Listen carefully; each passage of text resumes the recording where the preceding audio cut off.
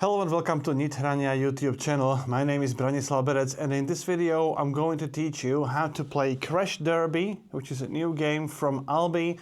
It's a competitive game for 2 to 4 players with a recommended age of 10 years and more, and plays in about 45 minutes. To set the game up, first each player chooses a color and takes the player board of the chosen color together with the car miniature. 5 mine tokens in the chosen color. 4 of them are placed with the color side down and 1 of them with the color side up. This is active token, these are inactive tokens. Each player also gains 2 coins and 6 objective tokens, 1 token of each color. Now, coming back to the player board, before the first game you have to assemble it together like this. When you do, make sure that you match the gear token and the arrow of the same color. These gear tokens have arrows on the back side. It looks like this, for example. But you can also see a little bit of the red color at the top of the gear here. The same applies to the white and blue color here. Then take the corresponding action token carriers, again with the same color, and make sure that the red arrow points toward the red arrow on your player board. So place it like this. And again, the same applies to the action token carrier with the white arrow and also the one with the blue arrow. Make sure the arrows are pointing towards each other. Randomly determine the starting player who will get this first player token. And now, shuffle all the map tiles and, depending on the number of players in the game, randomly distribute certain number of these tiles to each player. In a 2-player game, randomly distribute 3 tiles to each player. In a 3-player game, randomly distribute 2 tiles to each player, so you will still have 6 tiles in total. And in a 4-player game, you still distribute 2 tiles to each player, so in total you will play with 8 map tiles. In this video I'm going to set up a 3-player game. Now, starting with the first player and then continuing clockwise, each player places 1 map tile on the table. Except for the first tile, each newly placed tile must connect to previously placed tile or tiles with at least 1 edge. You may never overlap the tiles, and you may never create a hole or an empty space surrounded by other map tiles. So, when the last player in the player order places the map tile, the second round of placement starts with this last player and continues counterclockwise. So, the third player in the player order also places the 4th tile. The second player places 2nd and 5th tile, and the first player who placed the 1st tile now places the last one. In a 2-player game, you go like this. The first player places the 1st, then 2nd, 3rd, 4th, 5th and 6th tile. Now that we have the map prepared, the first player places all the flag tokens on the map. Flag tokens are these large tokens. There are 6 of them, 1 in each color. And when placing these flag tokens on the map, you have to follow these rules.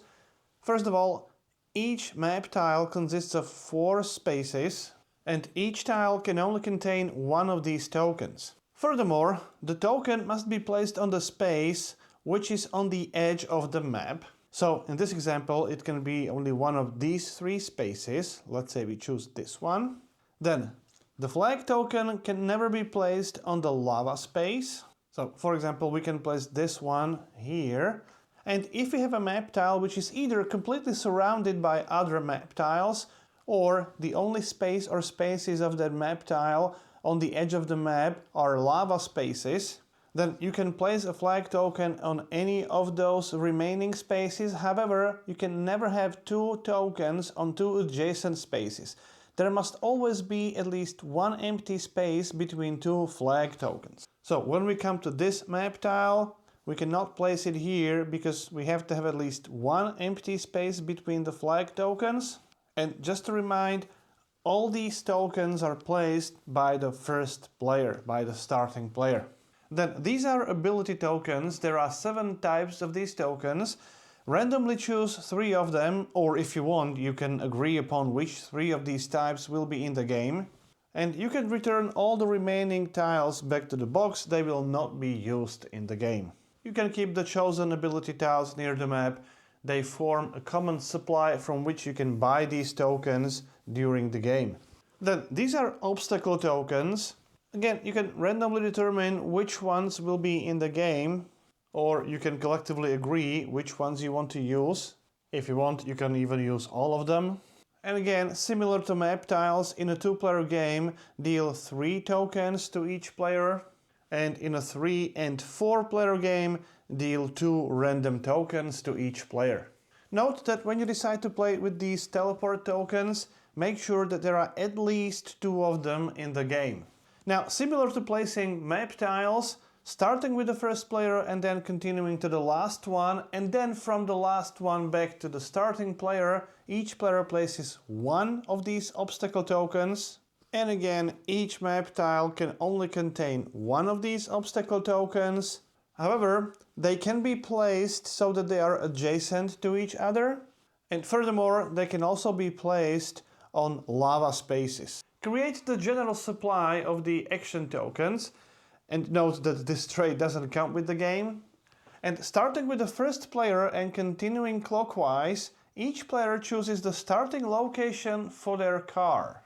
You may choose any space with these large tokens, and when you place the miniature, make sure you choose the orientation so that the front of the car is oriented towards one edge of the space, and throughout the entire game, pay very close attention to the orientation of the car, because changing the orientation requires actions, and that's why it's very important to choose how your car is oriented when you place it in the starting position. Then, after all players make their choices, all players take their objective tokens and secretly do the following. First, set aside the token which matches the color of the flag token where you start the game.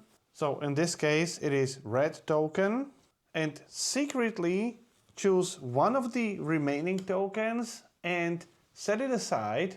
And only when all players are done, reveal your choices. The token which is set aside will be placed like this, and all the remaining tokens remain as your objectives for the rest of the game. These 2 tokens can be returned back to the box, you will not need them in the game. So that's the end of the setup. However, before the game starts, you can rotate the gears, but you are not allowed to take these carriers and rotate those. They must remain in the same position as during the setup. However, you can rotate the gears if you want to prepare different starting actions. For example, let's say like this. As you can see, all these gears are connected and they move at the same time. And since you will not be able to change the position of these gears before your first action, take a good look on the map, decide what you want to do, and choose these actions which are at the top of the gear wisely, because those are the actions you will take in this order, starting from red, then white and blue. In our example, I would like to move 2 spaces in this direction, so I would like to rotate it like this. And when everyone's done, that's the very end of the setup, and we are ready to start the game. Crash Derby is a wild racing game in which players take on the roles of car drivers, attempting to be the first to navigate through the designated course. Your objective is to visit the spaces or visit the checkpoints with these objective tokens, and you use these action wheels to plan your actions, which are these symbols on the wheels. You can move, you can gain money, you can rotate your car, you can shoot in your direction, you can place bombs, and you can improve these actions by buying these action tokens, which are more powerful. You buy them by spending your coins. And since it's called Crash Derby, sometimes you will intentionally or unintentionally crash into other players. That may severely affect their plans, sometimes hurting them, sometimes helping them a lot. The first player who navigates to all checkpoints wins the game. The game is played in individual rounds, and each round is divided into 3 phases. In the first phase, the planning phase, you will have a chance to buy new action tokens or the ability tokens. You will have a chance to repair damaged tokens, swap entire carriers, or rotate the gears. In the second phase, the action resolution phase, you will execute actions from your player board. And then in the third phase, the maintenance phase, you will check for the game end, you will gain coins, and you will pass the starting player token. I'm going to explain all these phases in more detail now. However, the first phase, the planning phase, is completely skipped in the first round of the game. So we will start with the action resolution, then go to the maintenance, and then I'll come back to the planning phase. So the second phase of each round is the action resolution phase. Players perform this phase starting with the first player and then continuing in a clockwise direction, following this procedure. First, the starting player resolves the action which is under the red arrow on their player board. Then the next player in a clockwise direction does the same, and then the next player in the clockwise direction does the same, so they resolve actions which are under their red arrows. Then coming back to the first player executes the action which is under the white arrow. Let me show it here. So here's the white arrow. Then the next player in a clockwise direction resolves their action under the white arrow, and so on. And when the turn comes back to the first player resolves the action which is under the blue arrow, and all other players in the clockwise direction do the same. Regardless of what the action is, you must perform the action at least once, if possible. For example, here we have the movement with 2 action points, so you must use at least one, but you don't have to use the second movement if you don't want to. The same applies to rotating the car, for example, and some other actions. And only if you are not able to perform that action at all, you skip that action and it's the next player's turn. Otherwise, if you are able to perform it, you must perform it at least once. And that's it. When all players perform all of their 3 actions, the action resolution phase is over, and then we can move to the maintenance phase. But now let's take a look at all the actions we have available in the game. And for the sake of explanation, I'm not going to follow the exact order of actions as they are shown here, but I will start with this symbol, which is rotation. So here we have the rotation symbol with number 2, which means you can rotate your car twice. With this symbol you can only rotate it once. Keep in mind that if you are able to rotate, you must rotate at least once. When you rotate the car, rotate it from one edge towards another edge. So for example, like this is one rotation by 60 degrees. If you have more than one rotation point, you can only rotate the car in one direction. So you may not rotate it like this and then going back. That is not allowed. If you use 2 rotation points, you must rotate it like this and this. Then the next action is very simple. You gain the number of coins shown on that symbol. So here you simply gain 1 coin. Later in the game you will be able to upgrade the action and you will be able to gain up to 3 coins with 1 action. Then the next action I'm going to go through is this. This is the symbol for shooting. When you shoot in 3 directions at the same time. First, in the direction your car is facing, so directly like this. And then 1 direction to the left and 1 direction to the right of your car.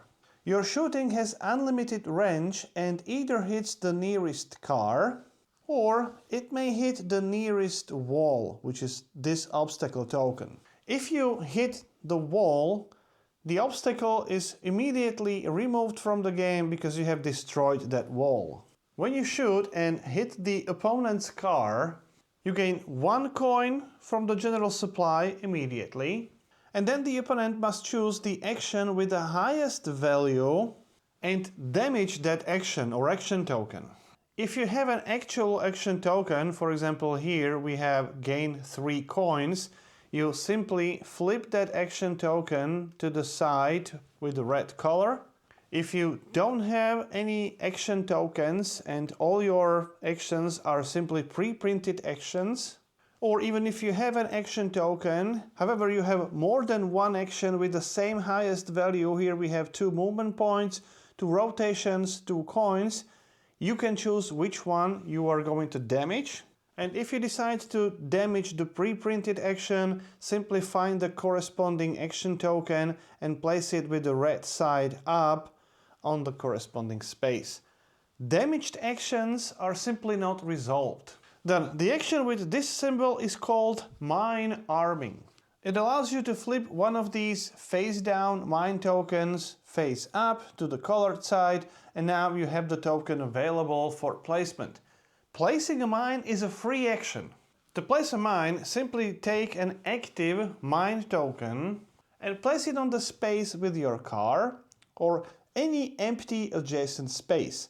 Empty spaces are literally empty. They must not contain obstacle tokens or flag tokens.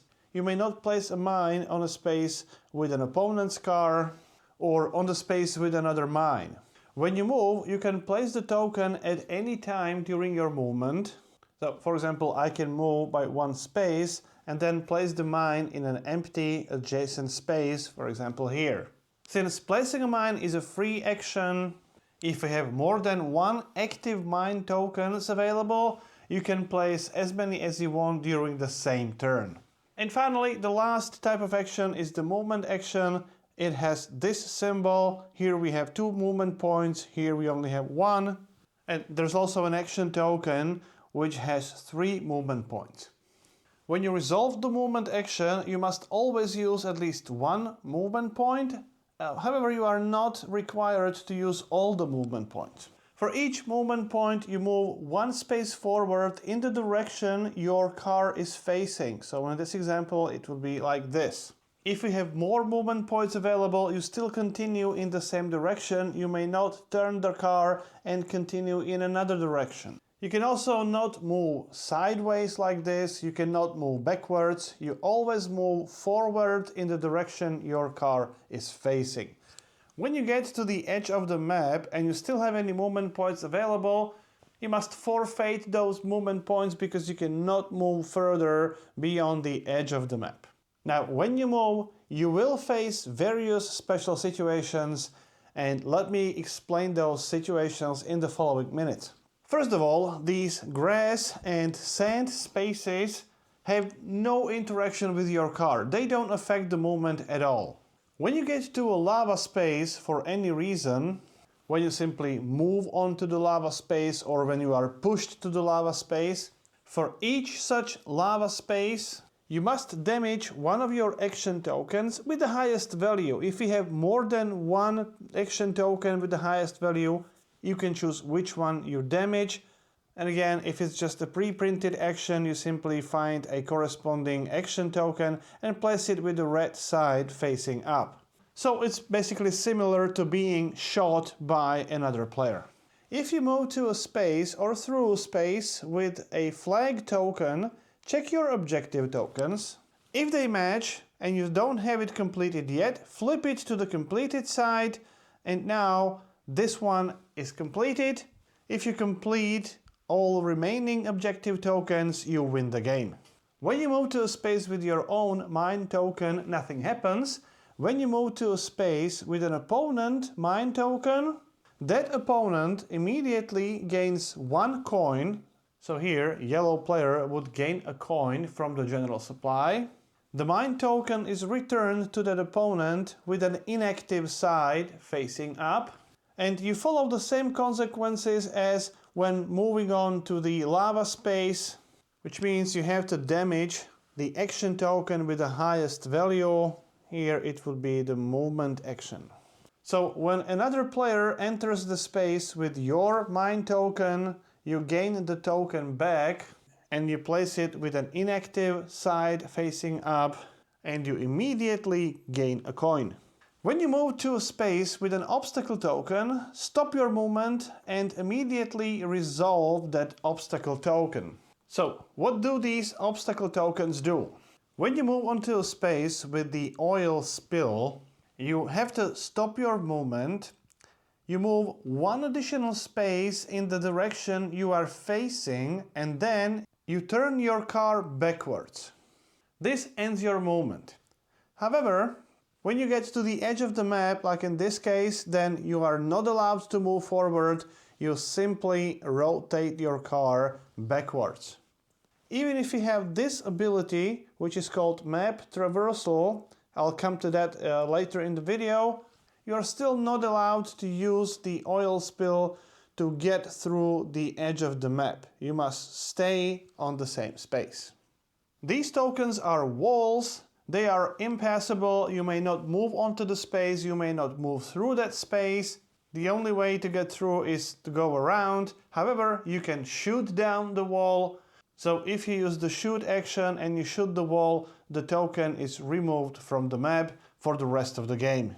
There is another way how to get through the wall, and that is by using the jumper. When you move onto such space, you may jump in the direction you are facing to any space behind that jumper. You may obviously not choose the space with the wall, but after that you may choose any space you want. If you land on a lava space, for example, you have to resolve the lava space using the standard rules. If you land on any other obstacle tokens, again, you have to resolve them using the standard rules. And you may even land on a space with another car, like in this situation, if you can push that car forward. How to push the car forward, I'm going to explain that in a minute. That brings me to another example. If you are pushed onto the jumper, you still have to resolve the jumper ability, so you may jump to any space in the direction you came from or you were pushed from. However, it is important that you still keep the same orientation. The car was facing this direction, it will still face the same direction. Then this is a mud token. When you enter the space with this token, then your movement immediately ends. Even if you still have any movement points remaining, your movement ends. Then this is a teleport token. When you move to a teleport, immediately move to any other teleport token on the map. That's why when you play with these teleports, you must always use at least 2 of these tokens. Note that you don't change the orientation of your car, it still faces the same direction, and if the target teleport is occupied by another car, when you move onto the teleport tile, you swap your position with the other car.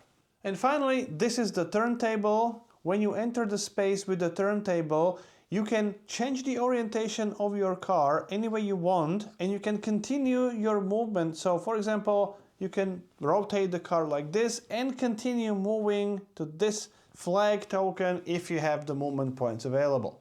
Note that you can use the turntable token to rotate by 180 degrees and continue back to the space where you came from. In this situation, since it's a teleport token, we would simply swap these cars again. Turntable token is the only token which allows you to continue with your movement if you have any movement points available after you move onto the space with that token. All other tokens, obstacle tokens, immediately end your movement. There is one last thing we need to talk about, and that's crashing into another car.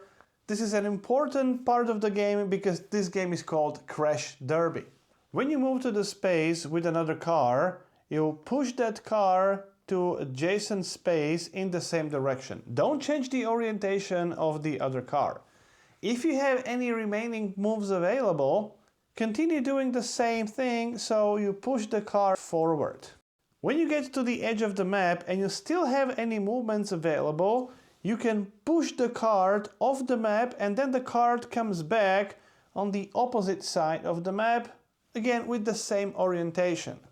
There is one exception to the situation. If the target space contains the wall obstacle, then you are not allowed to push the other car to that space because it is not possible to move to that space, which means you would have to end your movement here. You can push this way more than one car at the same time, In this situation, if you have 2 movement points available, for example, you move to this space, move this card, then you move the other car, and if you have another movement point, again, you push the cars forward. If you push an opponent car onto a lava space, they must resolve that lava space using the standard rules, so they must damage one of their action tokens, and you gain 1 coin. If those cars are pushed onto any obstacle tokens, they must resolve those obstacle tokens. And again, there's one exception. This mud obstacle token doesn't affect the cars that are pushed onto it. It only affects the car which is pushing the other cars. So if we had another movement point available, these cars will be pushed like this. Orange car would have to resolve the lava space, but our car would end the movement on the mud space and our movement would be finished. And let me show you another special situation. When you push more than 1 car, you can still push them through the edge of the map, but you can only push 1 car like this. So if we had another movement point available, the yellow car would be pushed off the map and would be respawned here. And again, it wouldn't be possible if there was a wall token here. Then the orange car would be pushed to this space and we would go to the lava space, resolving the lava effect as usual. Now, as I said, you can only push 1 car through the edge of the map. In this situation, your movement ends because you cannot push the second car through the edge of the map. Even though these Crash Derby cars are powerful, they're not so powerful so that they can move 2 cars through the edge of the map.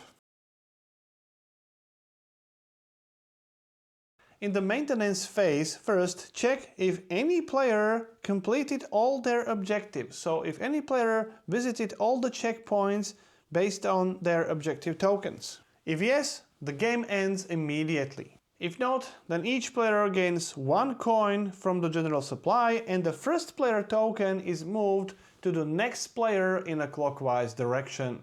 That's the end of the maintenance phase, and now we can move on to the next round and the planning phase. The planning phase can be played by all players simultaneously, but you can also play sequentially if you want to. During this phase, you can repair your damage tokens, you can buy new tokens, you can buy ability tokens, you can exchange the carriers, you can rotate the gears, so there's a lot you can do. Everything costs some money. So let's take a look at all these options. First, let's take a look at upgrading your action tokens. For each upgrade, you have to pay 2 coins and then upgrade actions to an action with a 1 higher value. So for example, if you have a movement 1, you can upgrade it to the movement with value 2. Find the corresponding token in the general supply and place it on the pre-printed action. If you upgrade an action token, for example, from movement 2 to movement 3, simply replace the token with movement 2 with a token of movement 3. You can only upgrade movement, coins and rotations this way. You may not upgrade mine arming or shooting. These will always have a value of 1. If you have coins available, you can upgrade as many action tokens as you want, which means you can perform multiple upgrades during the same planning phase. However, there are other types of actions you can do. For 2 coins, you can also exchange action tokens. That means you will replace the action token in the same space with another one. For example, I don't want to have this rotation 1, I want to exchange it for something else. So for 2 coins, simply take an action token from the general supply with the value 1 and place it on that replaced action. In this example, I decided to use the shooting action. You can also use the mine arming action, or for example, movement with value 1. Then for 1 coin, you can repair damaged tokens. By repairing, you simply flip them back to the black side. And finally, for 3 coins, you can buy 1 ability token. You have 2 slots for ability tokens. And these ability tokens are basically special abilities. There are always 3 types of ability tokens in the game, so for 3 coins, choose one of those tokens and place it in one of your open slots. And from now on, you can use the ability of that token. I will cover these tokens in just a minute. Since you only have 2 slots available, at any time during the game, you can have maximum 2 ability tokens. If you decide to take another one, you have to return one of your existing back to the general supply. So for example, you buy this one, you return the original back to the supply, and now you have a new ability token. So what do these tokens do? This one is a fireproof ability. When you get to a lava space, you simply ignore the effect of that lava space. However, if you are pushed to that space by another player, that player still gains a coin. However, you can ignore the effect of the lava space, which means you don't have to damage any of your tokens. Then this is a service ability. Anytime you complete any of your objective tokens, you can upgrade one of your action tokens by 1 point for free. So for example, I can take this 1 coin and make it 2 coins action. Then this token is called Map Traversal. I have already briefly mentioned that ability. It allows you to move through the edge of the map as if you were pushed by another car. However, you can only do that if the target space doesn't contain a wall token that prohibits the movement, or if it contains another car. So that's the situation when you are not allowed to use the map traversal ability. It also doesn't work with these jumpers and oil spills. So even if you use the jumper ability, you may not jump through the edge of the map. You can only jump to a space which is in the direction before the edge of the map. Then I will talk about both of these tokens at the same time. This one refers to the grass and this one to the sand terrain. Both of them are called grass tires or sand tires or off-road tires. And they both have the same effect. If you start your movement or rotation on the grass terrain, or if you start the movement or rotation on the sand terrain, you get +1 to your action. So if resolving the movement with 2 movement points and I start on the grass terrain, I would have 3 movement points. Then this is the reverse gear. When you perform the movement action, it allows you to move backwards. So in this situation, normally I would have to move in the direction the car is facing, so 2 spaces forward. With the reverse gear, I can move backwards. In this situation, actually pushing the car through the edge of the map like this.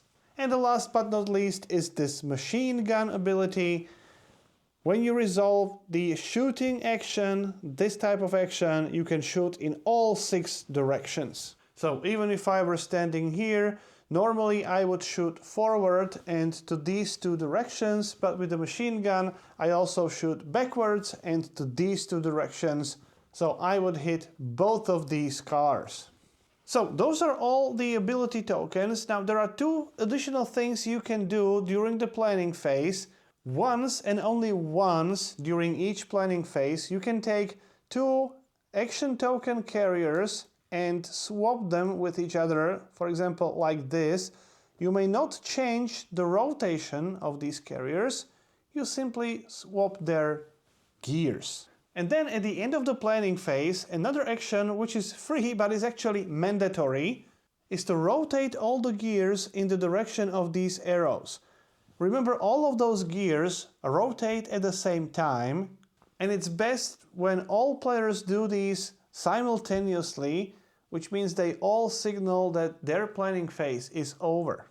So in our situation, gears rotate this way, so we would do it like this, and now new actions are ready to be resolved in the upcoming action resolution phase. After this point, you are no longer allowed to make any changes on your player board.